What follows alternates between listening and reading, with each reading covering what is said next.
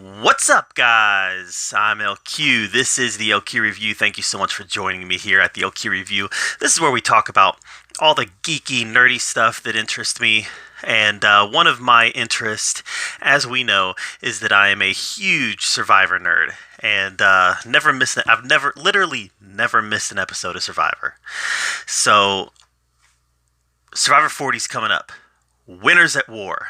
And one of the things that I'm really excited about is just this cast of players that they have together.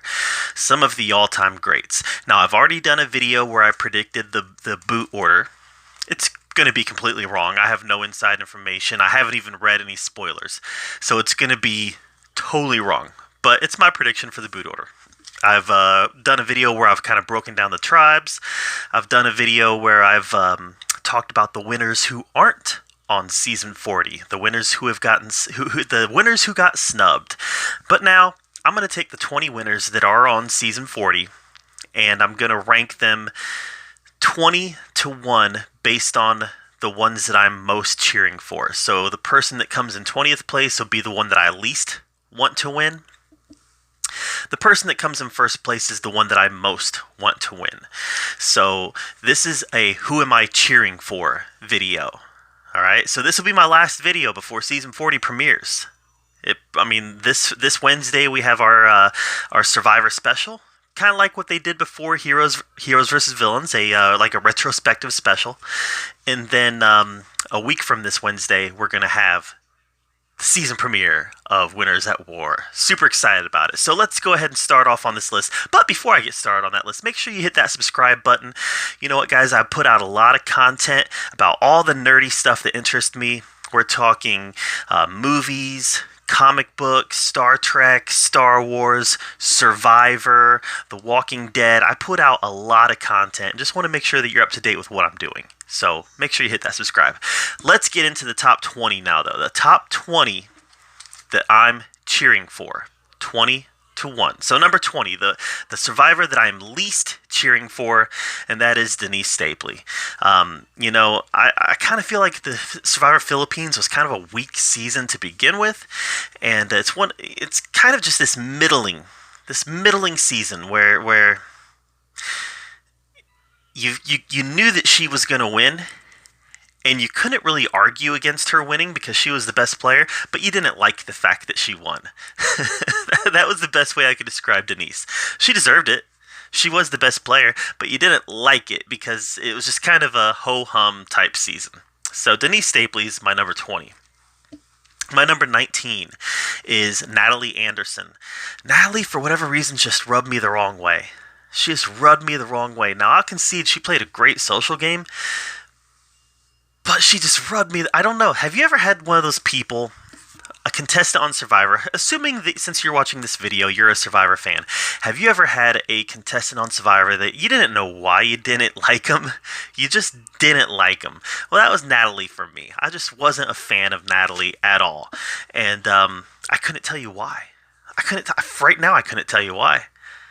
I just didn't care for her. So she's my number 19 without any other explanation than, I don't know. All right, so she's number 19. Number 18 is Michelle Fitzgerald. Wasn't a fan of Korong, and it was another one of those middling seasons, and while we were watching Korong, I wasn't really a fan of Michelle. So Michelle is one of those where, like, I would have gladly replaced her with a number of other people. Where's Jenna Maraska? Jenna Maraska should have been in Michelle's spot. Nothing excited me about Michelle. That's all. So she's my number 18. Number 17, and this one is weird. This one's weird, but number 17 is Kim Spradlin. Now, I ranked her really high on my boot list, on my predicted boot list. So she played once, and she was masterful.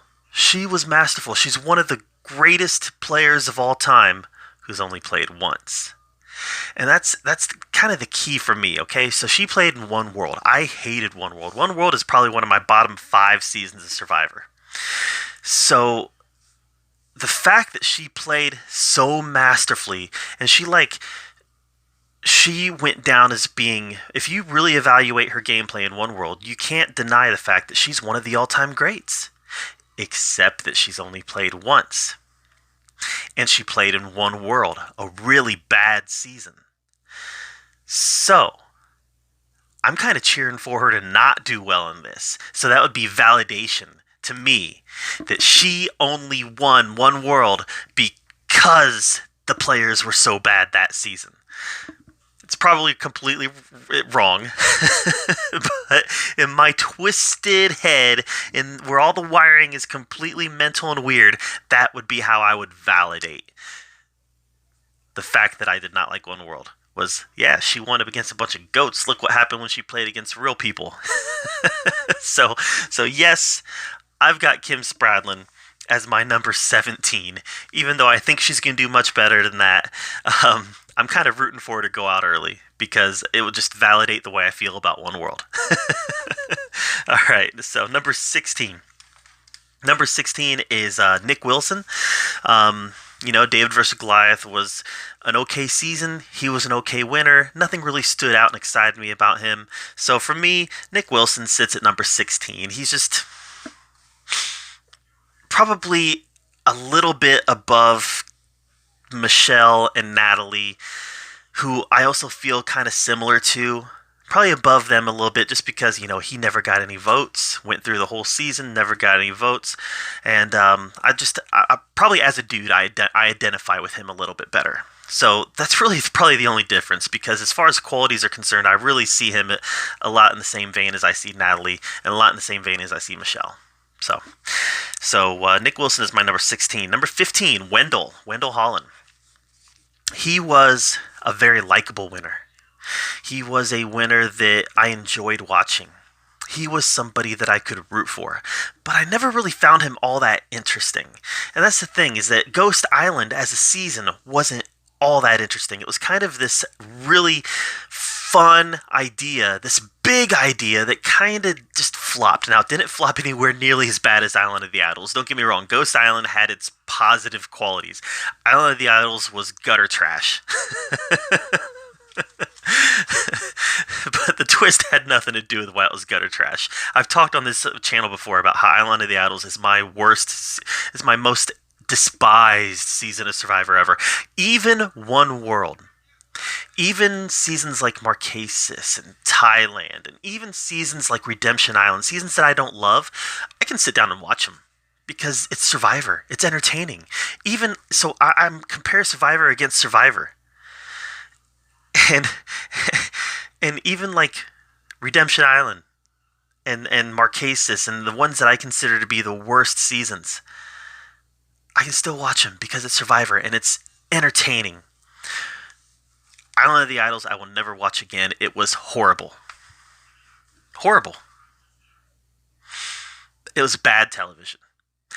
But I digress. Wendell is who we're talking about here, and Ghost Island was a fine twist that just didn't really, a fine theme that just didn't really pop the way that it should have. And Wendell, as a hero, or as a winner, probably the same thing. He just didn't pop as he should have as a winner. So I'm not all that excited about seeing him win again. I'm excited about seeing him play again. I am, because he was an entertaining person, he was a nice person, he was somebody that I could root for. But as far as him being one of the great winners that I'm really rooting for to be a two-time winner, he just didn't pop for me. So Wendell is my number 15. Number 14 is Dani Boatwright.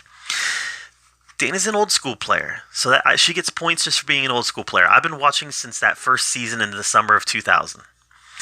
So those old school players probably automatically get some extra points from me because of the nostalgia, right? The nostalgia. I've been watching the Survivor for 20 years now, and the nostalgia of seeing these old players come back just gets me excited. Dani's one of those older players, so one of those old school players. She's not old by any means, but she's one of the old school players, so I'm excited about seeing Dani back.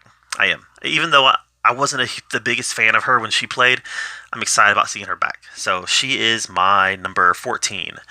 Number 13, another winner that I really liked, really enjoyed watching him play, and was rooting for him all the way. Another guy that won on his second try, and that's Jeremy Collins. So Jeremy, more than anybody behind him, Dani, Wendell, Nick, Kim, Jeremy is one of them that I'm most looking forward to seeing play again, because I really like Jeremy. And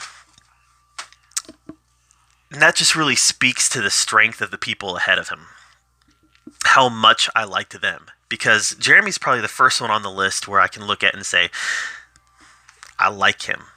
And I would be okay if he won. And I would be okay if he won. But the people ahead of him on my list, I'd rather see win. So that's kind of what I got to say about Jeremy. So he's my number 13. My number 12 is Adam Klein. Adam Klein. I just recently rewatched Millennials versus Gen X, just within the last few days. And I forgot how much he cried. I must have blocked that out of my brain, because I remember looking at my wife saying, dude, Adam's crying a lot. I remember him being this winner that I really liked the first time around, and the second time around, he just kind of got on my nerves a little bit.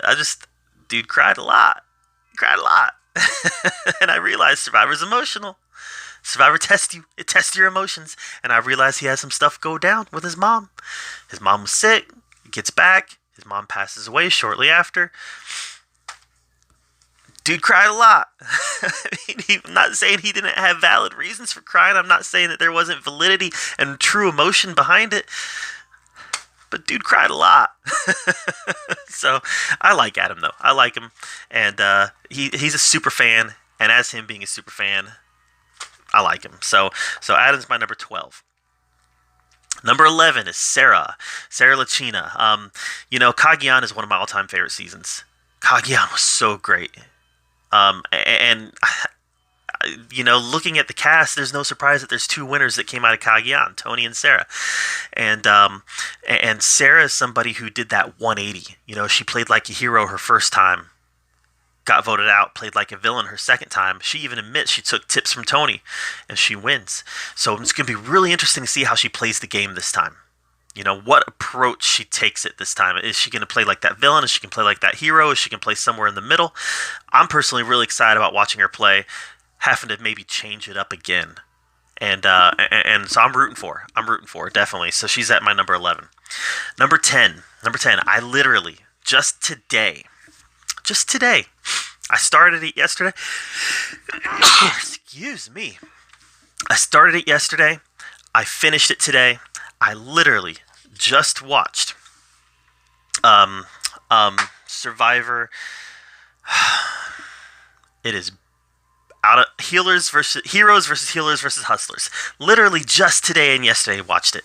And it was a better season than I remembered, honestly. It was a better season than I remembered. I liked it more than I remembered liking it. And to be honest with you, I liked Ben more than I remembered liking him. If I would have made this list 2 days ago, Ben would have been much further down. But he is number 10 now. He is number 10 because I just really like the way that he played. I like why he played. I like the message that he had concerning PTSD. And I just really like the way that he played the game, especially at the end when he went on that idol run. Fantastic. You can't say that he was not a fantastic winner. Now, I know that some people had a problem with the fire challenge at the end. Was that orchestrated just for Ben to win? I don't think so, because I think that the other dude had just as good a chance of beating Ben as Ben had at beating him. And it's something that has stuck around. But Ben ended up being a really good winner. Let's not forget how great Chrissy was. All right, Chrissy is one of the great runner-ups. She could have just as easily won. But Ben played a very good season, and like I said, if this had been 2-3 days ago, he would have been much further on the list, because I didn't remember liking Heroes versus Healers versus Hustlers quite as much as I did, and I liked it a lot when I just watched it today and yesterday. So Ben's my number 10. My number 9 is Sophie Clark. I'm one of those weird guys that I like Survivor South Pacific. I just have a soft spot for Coach. I have a soft spot for Ozzy, and I have a soft spot for that season. And they took the Redemption Island twist that kind of fell flat because of how dominating Rob was in 22, and in 23 it was a great twist because of the way Ozzy played it to his advantage. So I really like that season. And Sophie, while I wasn't necessarily cheering for her to win, I was kind of cheering for Coach to win. She really was a very savvy player. And I've got to give her props that she was one of those players that kind of surprised me with just how good she ended up being.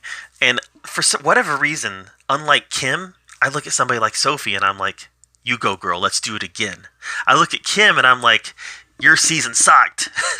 And I look at Sophie and I'm like, you go, girl, let's do it again. Let's go all the way. So Sophie's my number 9. My number 8.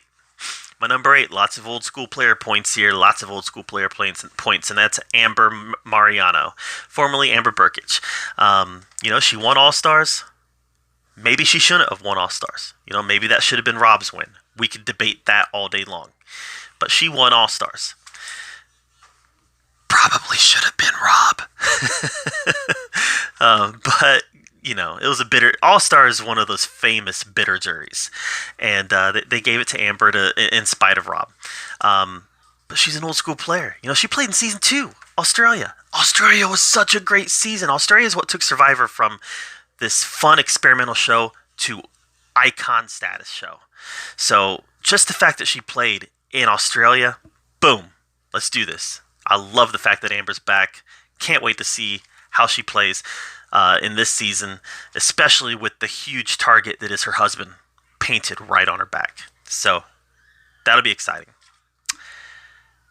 Number 7 is Tyson Apostle. Tyson's hilarious. I don't think he's the greatest winner. He played 2 times before he won, and he played horribly both times. I think that in the Blood vs. Water, he just found the perfect circumstances to win. Because in Heroes vs. Villains, he was not a good player. In Tolkien, he was not a good player. Entertaining. And that's one of the great things about Tyson. He's very entertaining. Very entertaining. Even when he plays poorly, he's entertaining. But he's not a very good player. So we'll see how this plays out. I think he's going to do well this season. I really do. For whatever reason, I think he's going to do well. I think he's going to go far. I think he might. I got this funny feeling in my chest that he's gonna go to Final 3. I don't know why. I just think people are gonna underestimate him. He's gonna be likable. He's gonna stick around.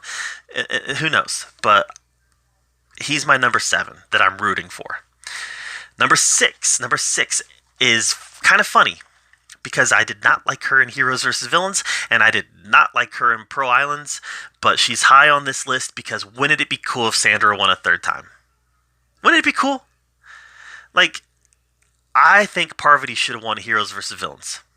I think Parvati was the better player. I think Russell was a better player than Sandra in Heroes vs. Villains. Honestly, I think he was. Parvati should have won that season. I look at Pro Islands, and it was Sandra versus a goat. Sandra versus Lil. I wanted Fair Play to win that season. I loved Fair Play. Sue me. I love Fair Play on Pro Islands. She was going to beat Fair Play either way. She was going to beat Fair Play or Lil. So Sandra was going to win Pro Islands. Even though I wasn't rooting for her, I was rooting for Fair Play all the way.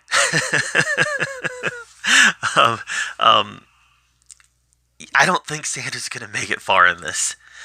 I don't think she's going to make it far. She's got too big of a target on her back, too easy to take out early, but wouldn't it be cool if she won a 3rd time? Not a fan of hers, but wouldn't it be cool? So yeah, I'm rooting for her. Let's do this, Sandra. She's my number 6. Number 5 is Yul. Yul Kwan. He's one of those guys that he's one of the greatest strategists. He's one of the great strategists in Survivor history. And unlike Kim, I liked his season. So I'm rooting for him to do it well again. I'm rooting for him to have success again because he's a one-time player and he hasn't come back. So unlike Kim, who I hated her season, I liked Yul's, so I'm rooting for him to do well. That's just where we're at on it. And he's an old school player. All right, so he's my number 5.